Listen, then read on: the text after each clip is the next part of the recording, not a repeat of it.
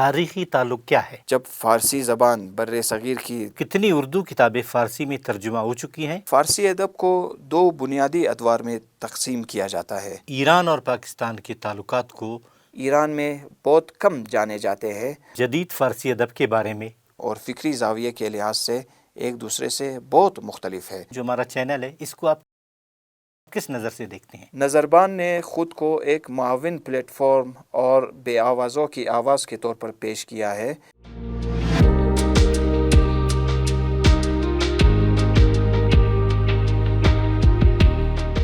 بسم اللہ الرحمن الرحیم، السلام علیکم۔ نظربان بلوچستان کے ساتھ آپ کا میزبان ڈاکٹر قیوم بیدار۔ ناظرین، حرفوں کی خوشبو، یہ ہمارا پروگرام ہے، اور حرفوں کی خوشبو میں ہم ادب کے حوالے سے، ثقافت کے حوالے سے اکثر بات کرتے رہتے ہیں۔ یہاں پہ ادبا، شعراء اور فنکار آتے ہیں ہمارے اس پروگرام میں، اور حرفوں کو جو جس زبان میں بھی استعمال کرے، چاہے وہ اردو ہو، فارسی ہو، بلوچی ہو، براوی ہو، پشتو ہو، ہزارگی ہو، یہ تمام زبانیں ہماری ہیں، اور حرفوں کو آپ جب استعمال کریں گے تو وہی حرف خوشبو بکھیرتے ہیں۔ ان خوشبوؤں میں ایک بہت ہی میٹھی زبان جو بر صغیر میں اور خاص کر اس دھرتی میں ہزاروں سالوں سے باقاعدہ طور پر رابطے کی زبان رہی، علمی اور ادبی زبان رہی، وہ فارسی ہے۔ کلات اسٹیٹ ہو یا افغانستان ہو، ایران ہو، بہرحال اس کے مختلف نام ہے۔ ایران میں فارسی، افغانستان میں دری، بلوچستان میں بہت سی زبانیں ہیں، ہزارگی بھی اس کا شاخ ہے، دیواری بھی ہے، اور بہت سی زبانیں ہیں۔ آج ہم فارسی ادبیات کے حوالے سے بات کریں گے، اور فارسی ادبیات میں ہمارے ہاں موجود ہے ایران کے کلچر اتاشی، ڈائریکٹر جنرل خانہ فرنگ اسلامی جمہوریہ ایران، ڈاکٹر سید ابوالحسن میری۔ خوش آمدید۔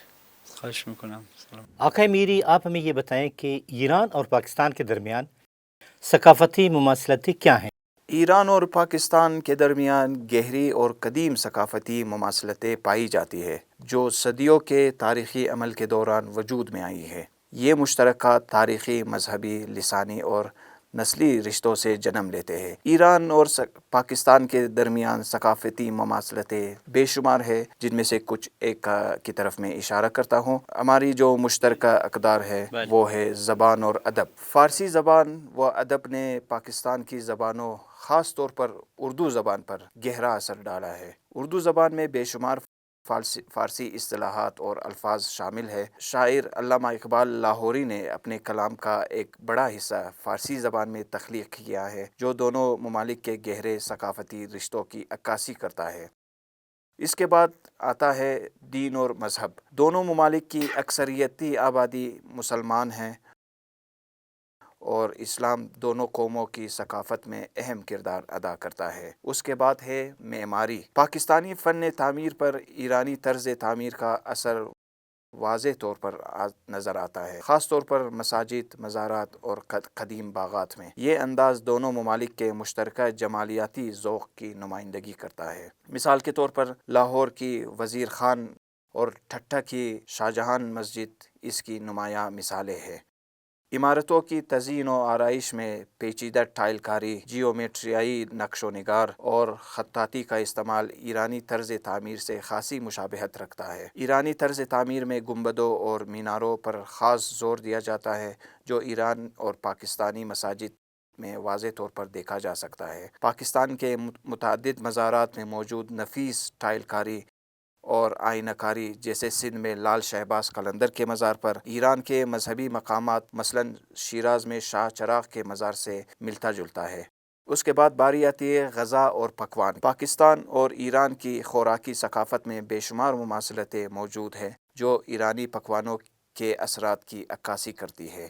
دونوں ممالک میں چاول بنیادی غذا کے طور پر استعمال ہوتا ہے اور ایران کے چلو کباب اور پاکستان کی بریانی عوام کے چاول سے لگاؤ کو ظاہر کرتے ہیں۔ کباب، بھنے ہوئے گوشت اور مختلف قسم کے سالن دونوں ممالک کے کھانوں میں عام ہیں۔ پاکستان میں کوفتہ اور قورمہ جیسے پکوان بھی ملتے جلتے ہیں جن کی جڑیں ایرانی کھانوں سے جڑی ہیں۔ اسی طرح حلیم جو گوشت اور گندم سے تیار کرنے والا گاڑھا مرکب ہے دونوں ممالک میں نہایت مقبول ہے۔ میٹھوں میں باقلاوا، زولبیا جسے ہم جیلبی کہتے ہیں پاکستان میں، اور زعفرانی مٹھائیاں دونوں ثقافتوں میں۔ اگر آپ ایرانی چائے کے شوقین ہیں تو یقیناً پاکستانی چائے بھی پسند کریں گے کیونکہ وہ بھی خوشبودار اور گاڑھی ہوتی ہے۔ اس کے بعد آتی ہے موسیقی اور روایتی فنون۔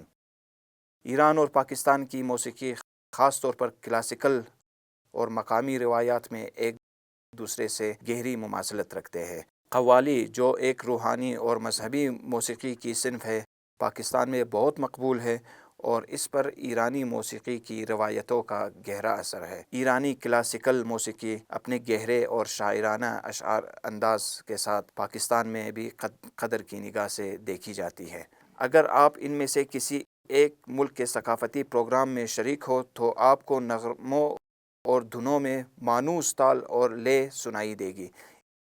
اسی طرح روایتی دستکاری جیسے قالین بافی، ٹائل آرٹ اور خطاطی دونوں ممالک میں مشترک ہے اور ایران اور پاکستان دونوں اپنے فنکاروں کی نفاست اور اعلیٰ مہارت کے باعث مشہور ہے۔ تقریبات اور رسم و رواج بھی پاکستان اور ایران میں مشترکہ ہے۔ کچھ تہوار اور روایات جیسے نوروز یا عید نوروز دونوں ممالک کی مختلف اقوام میں مشترک ہے۔ سماجی طور طریقے جن میں مہمان نوازی کا انداز اور خاندانی اقدار کی اہمیت شامل ہے ایران اور پاکستان میں ایک دوسرے سے خاصی مشابہت رکھتی ہیں۔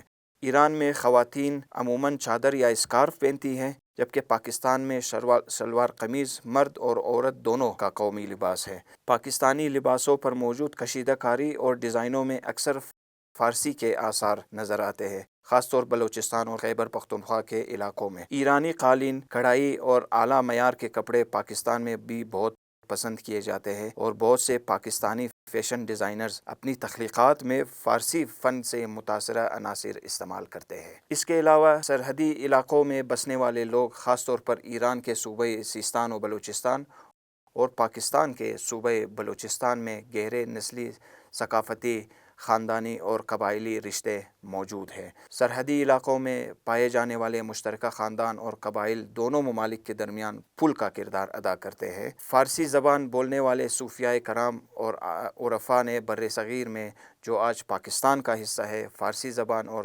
ثقافت کے فروغ میں اہم کردار ادا کیا ہے۔ یہ مشترکہ روحانی ورثہ آج بھی دونوں ممالک کی ثقافت میں نمایاں طور پر نظر آتا ہے۔ ہمیں ان عرفاء اور صوفیاء کرام کا قدردان ہونا چاہیے کہ جنہوں نے فارسی زبان کی اہمیت کو سمجھتے ہوئے بر صغیر میں فارسی زبان میں شاعری کی اور اس زبان کو زندہ رکھا۔ فارسی اور اردو کے درمیان تاریخی تعلق کیا ہے؟ میں نے پچھلے سوال میں بھی آپ کے خدمت میں پیش کیا تھا کہ فارسی اور اردو کے درمیان تاریخی تعلق گہرا اور کئی پہلوؤں پر مشتمل ہے اور فارسی نے اردو زبان کی تشکیل اور ترقی میں بنیادی کردار ادا کیا ہے۔ اگرچہ اردو ایک ہند یورپی زبان ہے جس کی جڑیں شمالی ہند کی مقامی زبانوں سے ملتی ہیں، لیکن اس پر فارسی، عربی اور ترکی زبانوں کا گہرا اثر پایا جاتا ہے۔ میں آپ کی خدمت میں اس کا تاریخی پس منظر بھی بیان کرتا ہوں کہ فارسی کا اردو پر اثر مسلمانوں کی فتوحات کے بعد 12ویں اور 13ویں صدی عیسوی میں شروع ہوا۔ ترکوں اور مغلوں کے دور حکومت میں جب فارسی زبان بر صغیر کی سرکاری زبان اختیار کر گئی تو اس کے اثرات میں مزید اضافہ ہوا۔ اس زمانے میں فارسی کو اہل دانش، ادب اور سرکار کی زبان سمجھا جاتا تھا اور جب یہ دہلی کی مقامی زبانوں کے ساتھ ملی تو ایک نئی زبان نے جنم لیا جسے ہم اردو کہتے ہیں۔ اردو پر فارسی زبان کے بنیادی اثرات شامل ہیں۔ بعض محققین اور ماخذوں کے مطابق اردو الفاظ 65 سے 70% خاص طور پر کلاسیکی ادب میں فارسی زبان کے اثرات موجود ہیں۔ ان میں سے بہت سے الفاظ نے وقت گزرنے کے باوجود اپنی اصل شکل برقرار رکھی ہے۔ اردو زبان کے رسم الخط کو اگر ہم مثال کے طور پر پیش کریں، اس کے رسم الخط میں فارسی اور عربی خط کا ایک بہترین اور نازک انداز موجود ہے۔ یہ خوبصورت خطاطی قرون وسطیٰ کے فارسی مخطوطات کی ہمیں یاد دلاتی ہے۔ فارسی نے اردو کے گرامر اور جملوں کی ساخت پر بھی گہرا اثر ڈالا ہے۔ فارسی کے نحوی عناصر جیسے اضافہ اور واو عطف اردو میں بھی پائے جاتے ہیں۔ فارسی کے ادبی انداز جیسے غزل، قصیدہ اور مرثیہ اردو ادب میں شامل ہو کر اس پر گہرا اثر ڈال چکے ہیں۔ امیر خسرو جیسے شعراء اور ادبا جو فارسی اور ابتدائی ہندوی دونوں زبان میں شاعری کرتے تھے، اس ثقافتی تبادلے میں اہم کردار ادا کرتے ہیں۔ القاب اور عناوین، فارسی درباروں اور ادب سے وابستہ کئی اصطلاحات جیسے تخلص اردو میں شامل ہوئی جو آج بھی استعمال ہو رہی ہے۔ ہاں، آپ ہمیں یہ بتائیں کہ بر صغیر کی سرکاری زبان تھی، لیکن یہ دور کیسے اختتام پذیر ہوا؟ اس کے پیچھے کئی وجوہات اور محرکات کار فرما ہے۔ بر صغیر پر برطانوی قبضہ، 18ویں صدی میں مغل سلطنت کمزور ہوتی گئی اور برطانوی ایسٹ انڈیا کمپنی نے اپنا اثر و رسوخ بڑھاتے ہوئے بالآخر بر صغیر کے بڑے حصے پر قبضہ کر لیا۔ اس اقتدار کی تبدیلی نے زبان و ثقافت میں بنیادی تبدیلیوں کی راہ ہموار کی۔ اس کی دوسری وجہ 1835 میں انگریزی تعلیم کا قانون کا نفاذ تھا۔ فارسی زبان کو سب سے بڑا دھچکا 1835 میں اس وقت لگا جب لارڈ ولیم بینٹک نے انگریزی تعلیم کا قانون پاس کر لیا، جس کے تحت انگلش کو اعلیٰ تعلیم اور حکومت کی سرکاری زبان کے طور پر فارسی کی جگہ دے دی گئی۔ تیسری اس کی اہم وجہ میکالے کی پالیسیاں تھی۔ برطانوی سیاستدان لارڈ میکالے نے اس تبدیلی میں مرکزی کردار ادا کیا۔ وہ اس بات کا قائل تھا کہ نو آبادیاتی نظام کو مضبوط بنانے کے لیے ایک ایسی نئی ہندوستانی اشرافیہ تیار کی جائے جو انگریزی زبان اور ثقافت سے آشنا ہو۔ یہ پالیسی مقامی ثقافتوں کو کمزور کرنے اور برطانوی بالادستی کو مضبوط کرنے کے مقصد سے نافذ کی گئی۔ اس کی اگلی وجہ تھی عدالتوں میں فارسی زبان کی جگہ اردو کا نفاذ۔ سن 1837 کے بعد عدالتوں نے بھی فارسی کی جگہ اردو کو سرکاری زبان کے طور پر اختیار کر لیا۔ اس فیصلے کے نتیجے میں بر صغیر میں فارسی زبان کا سرکاری اور عملی استعمال مکمل طور پر ختم ہو گیا۔ مقامی زبانوں کی ترویج بھی فارسی زبان کو حذف کرنے کی ایک وجہ بنی۔ انگریزی زبان کے ساتھ ساتھ برطانوی حکام نے مقامی زبانوں جیسے اردو اور ہندی کی ترقی کی بھی حوصلہ افزائی کی۔ یہ اقدام دراصل فارسی کو مکمل طور پر ختم کرنے کی برطانوی پالیسی کا حصہ تھا، جس کے نتیجے میں یہ مقامی زبانیں بتدریج انتظامی اور ادبی میدانوں میں بھی فروغ پانے لگے۔ اس کے بعد آتی ہے ثقافتی اور سماجی تبدیلیاں۔ برطانوی استعمار کے آنے سے معاشرے کی ثقافتی، سماجی اور سیاسی اقدار میں نمایاں تبدیلیاں آئیں۔ فارسی جو مغل سلطنت کی طاقت اور وقار کی علامت سمجھی جاتی تھی، اس سلطنت کے زوال کے ساتھ ساتھ آہستہ آہستہ اپنا مقام اور اثر کھو بیٹھی۔ اس کی اگلی اہم وجہ مسلمان معاشرے کا زوال تھا۔ بعض محققین کا کہنا ہے کہ فارسی زبان کو ختم کرنا ایک منظم سازش تھی تاکہ بر صغیر کی آئندہ نسلوں کا تعلق اپنے اس علمی و ثقافتی ورثے سے منقطع ہو جائے جو فارسی زبان میں محفوظ تھا۔ ان اقدامات کے نتیجے میں رفتہ رفتہ فارسی زبان بھارت، پاکستان اور بنگلہ دیش میں تقریباً فراموش کر دی گئی، اگرچہ اس کے اثرات آج بھی مقامی زبانوں میں موجود ہیں، مخصوصاً اردو اور ہندی زبان میں اس کے نمایاں آثار پائے جاتے ہیں۔ دوسری طرف آج آپ ہندوستان اور دہلی کی جامعات کو اگر دیکھ لیں تو ان میں ہزاروں فارسی کے کلمی نسخے موجود ہیں جو اس بات کی عکاسی کرتے ہیں کہ فارسی یہاں کا ایک قدیم اور بیش بہا ثقافتی ورثہ ہے۔ آپ ہمیں یہ بتائیں کہ کتنی فارسی کتابیں اردو میں اور کتنی اردو کتابیں فارسی میں ترجمہ ہو چکی ہیں اور ہو رہی ہیں؟ دیکھیے، اس بارے میں تو کوئی درست اعداد و شمار موجود نہیں ہے، لیکن جہاں تک ہمارے علم میں ہے کہ ہمارے ثقافتی ادارے جو پاکستان میں کے 7 شہروں میں واقع ہے، اس کے علاوہ بھارت کی 2 شہروں میں اور بنگلہ دیش کے 1 شہر میں ہمارے ثقافتی نمائندے اور ادارے موجود ہے۔ ان تمام ثقافتی اداروں کے توسط سے ہر سال 15 سے 20 جلد کتابیں فارسی سے اردو میں ترجمہ کی جاتی ہے۔ اس کے علاوہ اردو سے فارسی میں بھی ہم کتابوں کے ترجمے کرتے ہیں۔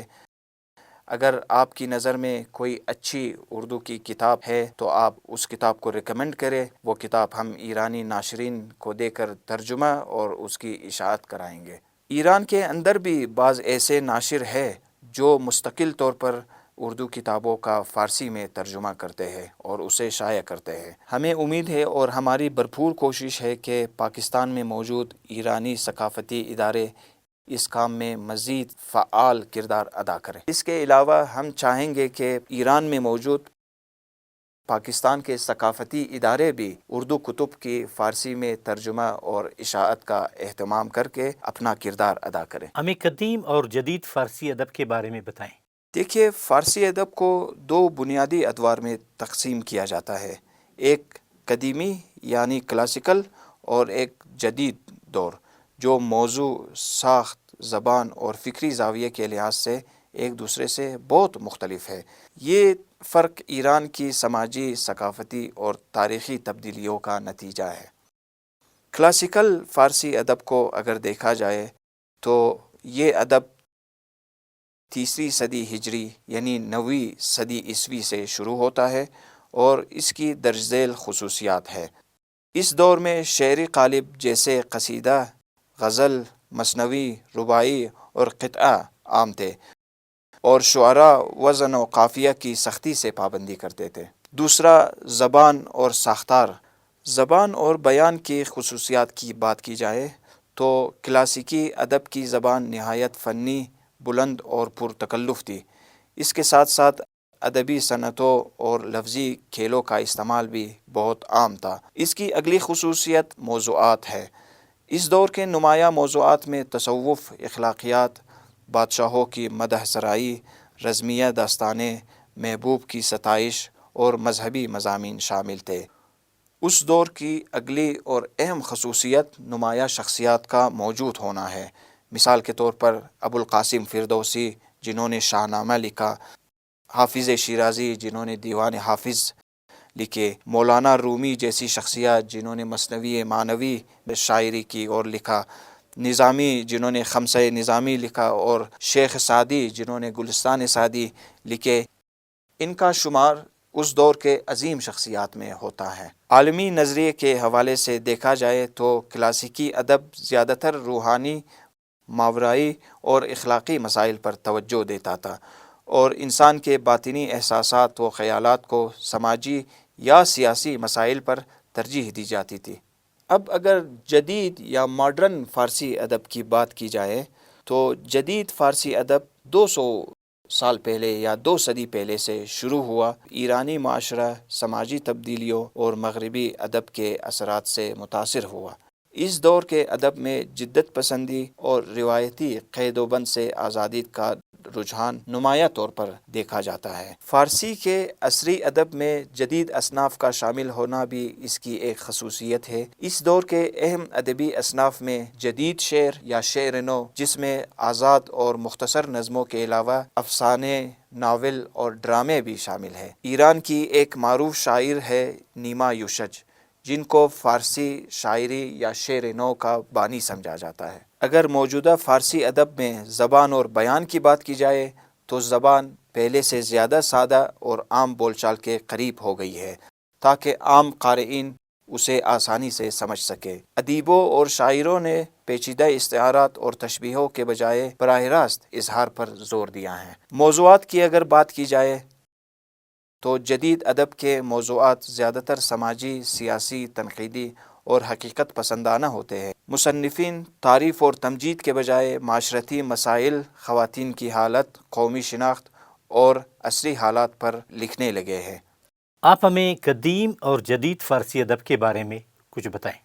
کوئٹہ میں موجود اسلامی جمہوریہ ایران کا خانہ فرہنگ یا ثقافتی ادارہ، یہ وہ ادارہ ہے جو پاکستان اور ایران کے درمیان 1955 میں طے پانے والے ثقافتی معاہدے اور حال ہی میں اسلامی جمہوریہ ایران کے صدر ڈاکٹر پزشکیان کے دورے پاکستان کے موقع پر دستخط ہونے والے نئے ثقافتی تبادلہ پروگرام کے تحت مصروف عمل ہے۔ یہ ادارہ فارسی زبان، خوش خطی، خوش نویسی اور فنون لطیفہ کی کلاسیں بچوں، نوجوانوں اور بڑوں کے لیے باقاعدگی سے منعقد کرتا ہے۔ خانہ فرہنگ میں علامہ اقبال لاہوری کے نام سے ایک لائبریری موجود ہے جس کے 210 سے زائد ممبرز ہیں، اور روزانہ تقریباً 35 تا 40 نوجوان طلباء اور طالبات کمپٹیٹیو ایگزامز کے لیے اور مطالعے کے لیے اس لائبریری کا رخ کرتے ہیں۔ ہمارے اس ادارے کے توسط سے فارسی کتب کی اردو زبان میں بھی ترجمہ اور اشاعت کا کام ہوتا ہے۔ فنون لطیفہ کے کورسز جیسے تھیٹر اور فلم سازی، ایران اور پاکستان کے درمیان ثقافتی، فنی اور کھیلوں کے وفود کا تبادلہ، اتحاد اسلامی اور مذہبی ہم آہنگی کے سیمینارز، خواتین اور نوجوانوں کی صلاحیتوں میں اضافے کے حوالے سے ورکشاپس، اسلامی طرز زندگی اور خاندانی نظام سے متعلق نشستیں اور سیشنز، ایران کی سائنسی و تکنیکی ترقی سے متعلق پروگرامات، اس کے علاوہ ادبی نشستیں، مشاعرے اور مشترکہ ادبی شخصیات کو خراج تحسین پیش کرنے کے حوالے سے تقاریب، علامہ اقبال کے افکار اور نظریات پر مبنی تعارفی کورسز، سرکاری و غیر سرکاری اداروں کے ساتھ مشترکہ ثقافتی تعاون، ایرانی فلموں کی نمائش، خانہ فرہنگ اور کوئٹہ کے دیگر ثقافتی مراکز میں پاکستانی اساتذہ اور اسکول پرنسپلز کے لیے ایران میں تربیتی پروگرامات، یہ سب وہ سرگرمیاں ہیں جو ایران اور پاکستان کے درمیان ثقافتی تعلقات کو مضبوط بنانے اور دونوں ممالک کے عوام کے درمیان فکری و ثقافتی ہم آہنگی کو فروغ دینے میں معاون ثابت ہوتا ہے، جو اس ادارے کے توسط سے انجام پاتا ہے۔ پاکستانی اساتذہ اور اسکول پرنسپلز کے لیے ایران میں اسکول مینجمنٹ کے حوالے سے تربیتی پروگرامات کا انعقاد، یہ سب وہ سرگرمیاں ہیں جو پاکستان اور ایران کے ثقافتی تعلقات کو مضبوط بناتے ہیں اور دونوں ممالک کے عوام کے درمیان فکری و ثقافتی ہم آہنگی کو فروغ دیتے ہیں۔ ادبی تبادلے کے حوالے سے آپ یہ بتائیں کہ شاعری، ناول، ترجمے نے ایران اور پاکستان کے تعلقات کو مضبوط کرنے میں کیا کردار ادا کیا، اور خانہ فرہنگ نے اس میں کیا حصہ لیا؟ ادبی تبادلے، خصوصاً ترجمہ، ایران اور پاکستان کے درمیان دونوں قوموں کی ادبی اور فکری میراث کو ایک دوسرے کی زبان میں منتقل کرنے کا بہترین ذریعہ ہے، اور اس پر زیادہ توجہ دینی چاہیے، کیونکہ اس کے ذریعے نہ صرف قارئین کو اس مشترکہ ثقافتی ورثے سے زیادہ آشنائی حاصل ہوگی، بلکہ دونوں ممالک کے عوام کے درمیان ثقافتی رابطوں کو مضبوط بنانے میں بھی بہت مدد ملے گی۔ دونوں ممالک کے اہل ادب اور ثقافت کے لیے ایک دوسرے کے ادبی خزانوں تک رسائی آسان ہونی چاہیے، کیونکہ موجودہ حالات میں دونوں ممالک کے عوام کے درمیان معاصر ادب کے حوالے سے معلومات بہت حد تک محدود ہے، اور پاکستان کے مصنفین، خصوصاً ناول نگار، ایران میں بہت کم جانے جاتے ہیں، اور دوسری طرف ایران کے کئی جدید ادبی کام جو بین الاقوامی سطح پر شہرت پا چکے ہیں ابھی تک پاکستانی قارئین تک نہیں پہنچے ہیں۔ ایسی صورتحال میں ادبی کاموں کا معیاری اور مقصدی ترجمہ ثقافتی تبادلے کو مضبوط بنانے میں ایک کلیدی کردار ادا کرتا ہے۔ کوئٹہ میں موجود ایران کے خانہ فرہنگ نے اس اہم مقصد کے لیے ایران کے ساتھ زمینی سرحد کے تناظر میں گزشتہ سال سے بلوچستان اور پاکستان میں ایرانی کتب کی ترسیل اور فراہمی کے عملی اقدامات شروع کیے ہیں، اور الحمدللہ اس میں ہمیں کافی اچھی کامیابی اور پذیرائی ملی ہے۔ اس سے پورے صوبے میں کتاب کی مارکیٹ کو بھی فروغ ملا ہے۔ دوسری جانب صوبہ بلوچستان کے مصنفین اور اکیڈمیوں کی طرف سے شائع کردہ 1000 سے زائد کتابیں ایران میں ترجمے کے لیے بھیجی جا چکی ہیں۔ اس کے علاوہ ایران کے کتب خانوں میں رکھنے کے لیے بھی یہ کتابیں ہم نے اس ادارے کے توسط سے بھیجی ہیں۔ ڈاکٹر میری، آپ ہمیں یہ بتائیں کہ نظربان بلوچستان جو ہمارا چینل ہے، اس کو آپ کس نظر سے دیکھتے ہیں؟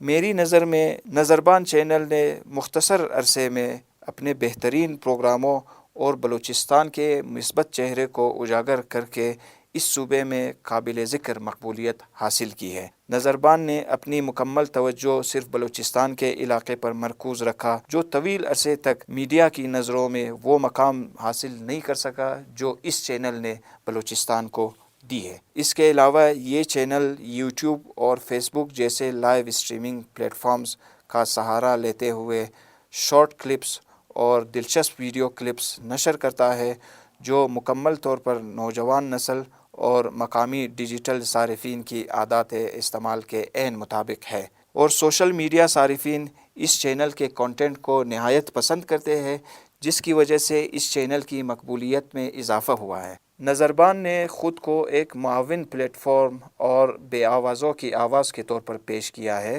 یہ نعرہ خاص طور پر نوجوانوں کے لیے بہت پرکشش ہے جو اپنے سماجی مسائل جیسے بے روزگاری، تعلیم اور بنیادی ضروریات زندگی کو اجاگر کرنے کے لیے ایک مؤثر پلیٹ فارم تلاش کر رہے ہیں۔ یہ نیٹ ورک خاص طور پر مقامی ثقافت کے شعبوں میں مواد تیار کرتا ہے اور ثقافتی و لسانی تعلقات کو اجاگر کرتا ہے جو اکثر چینل حاصل نہیں کر پاتے۔ ان مواد کے ذریعے بلوچستان کے لوگوں کی صلاحیت اور استعداد کو نمایاں کیا جاتا ہے اور مقامی شخصیات اور طلباء کے ساتھ براہ راست تعامل کے ذریعے ناظرین میں مضبوط اجتماعی اور سماجی شناخت کو فروغ دیا جاتا ہے۔ شکریہ آپ کا کہ آپ یہاں تشریف لائے اور آپ نے معلوماتی باتیں کی۔ آپ کا بہت بہت شکریہ، تشکر۔